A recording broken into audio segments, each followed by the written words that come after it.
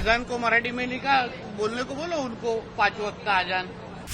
उनके अगर पुराने ट्वीट आप निकाल के देखेंगे तो तबलीगी जमात के इज्तिमा जो हो रहे थे उसका वेलकम कर रहे थे वो तो।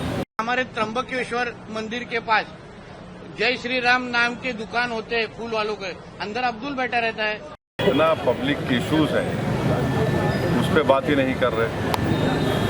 ये जो जिम्मेदारियां उनकी है गवर्नेंस से, उससे बचने के लिए ये सब डाइवर्जरी टैक्टिक्स है। पाठशाला काय को जरूरत है, मदरसा में मराठी चालू करो ना, सबसे आसान है। आपके प्रायोरिटीज गवर्नेंस के क्या है वो हमको बताओ ना। सिर्फ एक ही समुदाय को आप पीछे पड़ेंगे तो आपकी वो प्रायोरिटी है क्या? ये सारी चीजें हम लोग बोलने के बाद करने की क्या जरूरत है? पहले से करो ना। मैंने जैसे बोला आजान को मराठी में लिखा, बोलने को बोलो उनको 5 वक्त का आजान। ये 1-2 जनों को बोलने का, वो नौटंकी करने का, ये तो हम लोग अभी हमारे त्र्यंबकेश्वर मंदिर के पास जय श्री राम नाम के दुकान होते हैं फूल वालों के, अंदर अब्दुल बैठा रहता है। तो कुछ नया चीज नहीं है ये, हम लोग को, हम सब ये जो कि नौटंकी है ना, हम अच्छी तरह से पहचानते हैं। आज मेरठ में कांग्रेस मुस्लिमों को मराठी सिखा रही है, पाठशाला शुरू किया उन्होंने। हाँ, फिर पाठशाला काय को जरूरत है, मदरसा में मराठी चालू करो ना, सबसे आसान है। अलग पाठशाला करने की जरूरत ही नहीं है। महाराष्ट्र में बहुत मदरसा है, वहाँ उर्दू के बजाय आप मराठी शुरू करो ना उधर, आपका मेहनत कम हो जाएगा। काय को है आपके से मीडिया में आने के लिए नौटंकी करने की जरूरत है? आपके मुल्ले मौलवी को बोलो अच्छी तरह से मदरसा में सिखाओ, उधर हम लोग को भी समझ जाएगा ना कि मदरसा सच्ची में पढ़ाई के लिए, वरना पुकड़ में गन बिन तो मिलते हैं उधर सब। उनके अगर पुराने ट्वीट आप निकाल के देखेंगे तो तबलीगी जमात के इज्तिमा जो हो रहे थे उसका वेलकम कर रहे थे वो तो। उनका निकाल के देखो आप ऐसा। और सर इसके अलावा संजय केरड़कर ने एक बयान, संजय केरड़कर ने बयान दिए हैं आज, खुल्लाबाद का जो नाम है रत्नापुर रखना चाहिए ऐसा कहा है। देखिए महाराष्ट्र में किसान परेशान है,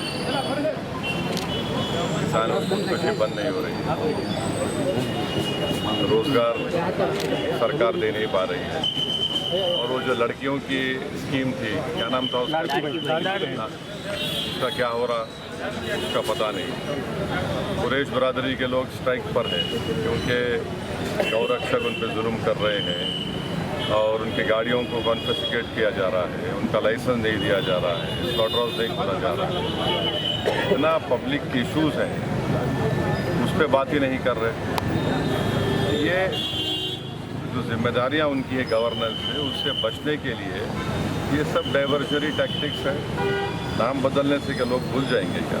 कश्मीर के गवर्नर ने बोला है कि सुरक्षा में, कश्मीर के गवर्नर ने बोला है कि सुरक्षा में चूक हुई थी पहलगाम मामले में, उन्होंने जिम्मेदारी स्वीकारी है। जिम्मेदारी स्वीकारी है तो उनको अपना इस्तीफा देना चाहिए। भाई 26 हमारे भारत के नागरिक को मजहब उनका पूछ कर, क्योंकि उनका ताल्लुक हिंदू धर्म से था, उनको सर पे गोली मारी गई उनके परिवार के सामने। तो अगर उनको इतनी तकलीफ है गवर्नर साहब, तो रिजाइन करें ना। महाराष्ट्र के असेंबली में परसों एक बहस हुई, उसमें ये बताया गया कि जो मस्जिद या मंदिरों के ऊपर साउंड सिस्टम लगी होती है या जहाँ पे भी साउंड डेसिबिलिटी की जो लिमिट है, उसमें जब एक स्टडी के आधार पर कहा गया है कि उसमें एम्बियंस जो है वो ज़्यादा आता है, इसीलिए जो मेन साउंड है उसका साउंड ज़्यादा दिखाता है। जो आए दिन एक समुदाय के खिलाफ बोला जाता है, नहीं उसमें उन्होंने बोला है कि तो सवाल हो गया ना, वो एम्बियंस को खराब नहीं करता।